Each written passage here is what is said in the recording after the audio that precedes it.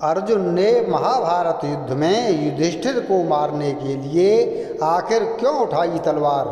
महर्षि वेदव्यास द्वारा रचित महाभारत एक बहुत ही विस्तृत ग्रंथ है, जिसमें अनेकों अनेक कहानियाँ हैं। आम जन इनमें से अनेक कहानियों और प्रसंगों से अवगत हैं, लेकिन बहुतों से अनजान हैं। आज हम आपको महाभारत का एक ऐसा ही प्रसंग बताते हैं जब अर्जुन ने अपने ज्येष्ठ भ्राता युधिष्ठिर को मारने के लिए हथियार उठाए थे। आइए जानते हैं आखिर अर्जुन ने ऐसा क्यों किया और इसका परिणाम क्या निकला। महाभारत काल की यह कथा हमें वह समय याद कराती है जब कुरुक्षेत्र युद्ध चल रहा था। यह युद्ध का 17वां दिन था और राजकुमार युधिष्ठिर तथा कर्ण के बीच युद्ध हो रहा था। सभी को इस युद्ध से बेहद उम्मीदें थीं कि तभी शस्त्र विद्या में माहिर रहे कर्ण ने युधिष्ठिर पर एक जोरदार वार किया। एक के बाद एक करके कर्ण के सभी वार युधिष्ठिर पर भारी पड़ते गए और वह बुरी तरह से घायल हो गए।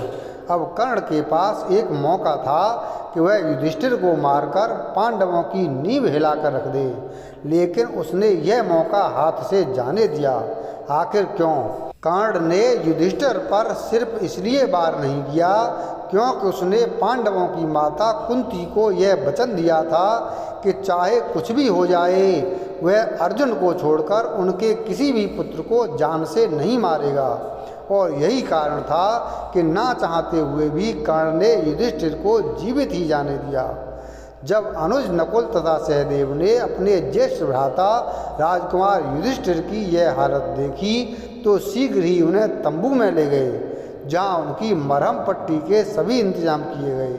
जब तीनों भाई तंबू में थे तो बाकी दो भाई अर्जुन तथा भीम अभी भी युद्ध में शत्रुओं की सेना से संघर्ष कर रहे थे। अचानक ही अर्जुन को राजकुमार युधिष्ठिर की अनुपस्थिति का एहसास हुआ और उन्होंने भीम से इस बारे में पूछताछ की। तब भीम ने बताया कि किस तरह से कर्ण तथा युधिष्ठिर के बीच हुए द्वंद्व युद्ध में भ्राता युधिष्ठिर घायल हो गए, जिसके बाद उन्हें विश्राम करने के लिए ले जाया गया है। तभी भीम ने युधिष्ठिर से कहा कि वह शत्रुओं को अकेले ही संभाल लेंगे और अर्जुन से आग्रह किया कि वे भ्राता युधिष्ठिर के पास जाएं और उनके स्वास्थ्य का ब्यौरा लें। आज्ञा अनुसार राजकुमार अर्जुन उस तंबू की ओर चल दिए जहां युधिष्ठिर घायल अवस्था में पीड़ा से जूझ रहे थे। तंबू में लेटे हुए युधिष्ठिर ने अचानक ही अपने अनुज को अपनी ओर आते हुए देखा। अर्जुन को देखकर उनकी खुशी का ठिकाना ना रहा। वे समझ गए कि हो ना हो अर्जुन युद्ध में कर्ण पर विजय प्राप्त करके उनके पास खुशखबरी लेकर आ रहे हैं। वह अंदर ही अंदर बेहद गर्व महसूस कर रहे थे कि उनकी इस हालत के लिए जिम्मेदार व्यक्ति को उनके अनुज ने दंड दे दिया है और अवश्य ही अर्जुन ने कर्ण को मार दिया होगा। लेकिन युधिष्ठिर सत्य से अनजान थे।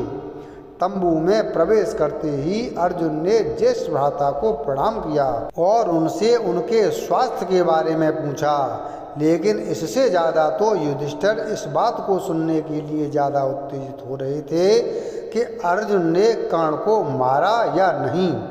लेकिन तभी राजकुमार अर्जुन द्वारा वहां आने का असली कारण व्यक्त किया गया।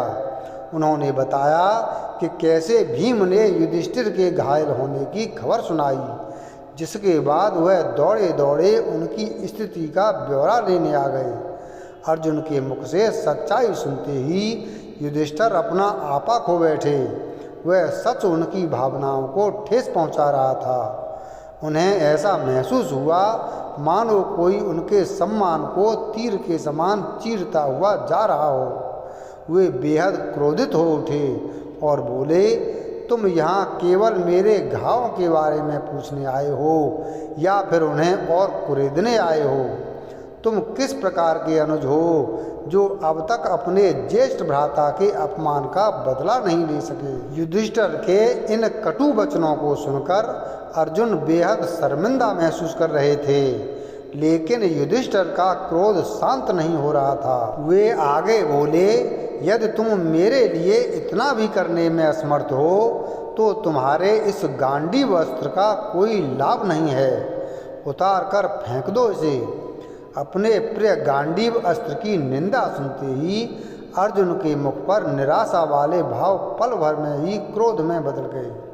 वह संसार में किसी से भी किसी भी प्रकार की निंदा सुन सकते थे, लेकिन उनके गांडीव के बारे में कोई एक भी अपशब्द बोले यह उन्हें बर्दाश्त नहीं था। दरअसल यह अर्जुन द्वारा लिए गए एक वचन का हिस्सा था, जिसके अनुसार कोई भी अपना या पराया व्यक्ति यदि उनके पवित्र एवं प्रिय गांडीव अस्त्र के बारे में बुरे वचन बोलेगा तो वह उसका सिर कलम कर देंगे।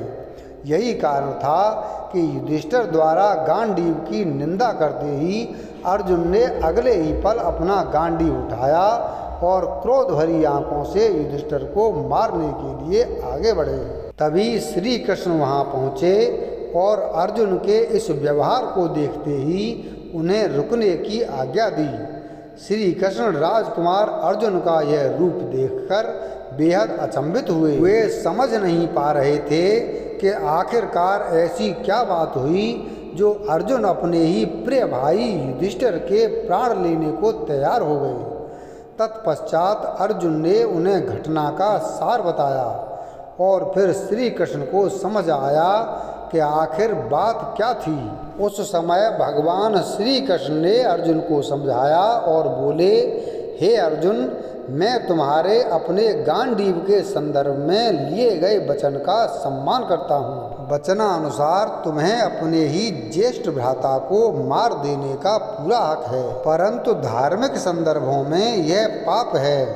लेकिन दूसरी ओर अर्जुन भी अपने वचन से मजबूर थे।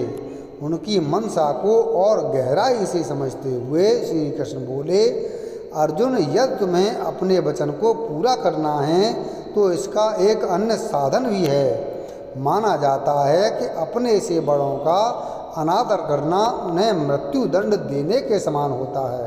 यदि अभी तुम अपने ज्येष्ठ भ्राता का अपमान करो तो तुम्हारा वचन पूरा हो जाएगा। श्री कृष्ण की आज्ञा अनुसार अर्जुन ने अगले ही पल युधिष्ठिर का तिरस्कार किया। अपने द्वारा किए गए इस अनादर को अर्जुन सहन ना कर सके और इस बार अपने ही प्राण लेने के लिए उन्होंने अपनी तलवार उठा ली। लेकिन भगवान कृष्ण ने उन्हें ऐसा करने नहीं दिया। उन्होंने अर्जुन को बताया कि कैसे खुद के प्राणों का अंत करना यानी कि आत्मदाह करना शास्त्रों में अधर्म माना जाता है और पांडवों द्वारा अधर्म के मार्ग पर चलना एक बहुत बड़ा पाप एवं अन्याय साबित होगा। इसलिए उसे धर्म का मार्ग चुनना चाहिए। इसके साथ ही श्री कृष्ण ने कहा कि आत्म प्रशंसा आत्मघात के समकक्ष है। इसलिए तुम दूसरों के सम्मुख अपनी वीरता की खुलकर तारीफ करो, जिससे तुम्हारा वचन पूरा हो जाएगा। श्री कृष्ण के इन वचनों को सुन धीरे धीरे राजकुमार अर्जुन का क्रोध शांत हुआ और उन्होंने खुद के सिर पर रखी उस तलवार को नीचे उतारकर फेंक दिया। इस प्रकार भगवान कृष्ण के निर्देशों से राजकुमार अर्जुन का वचन पूरा हुआ और साथ ही वह किसी भी प्रकार का अधर्म करने से बच गए। वीडियो अगर पसंद आया हो तो वीडियो को लाइक करें, चैनल को सब्सक्राइब करें और बेल आइकन प्रेस करें। धन्यवाद।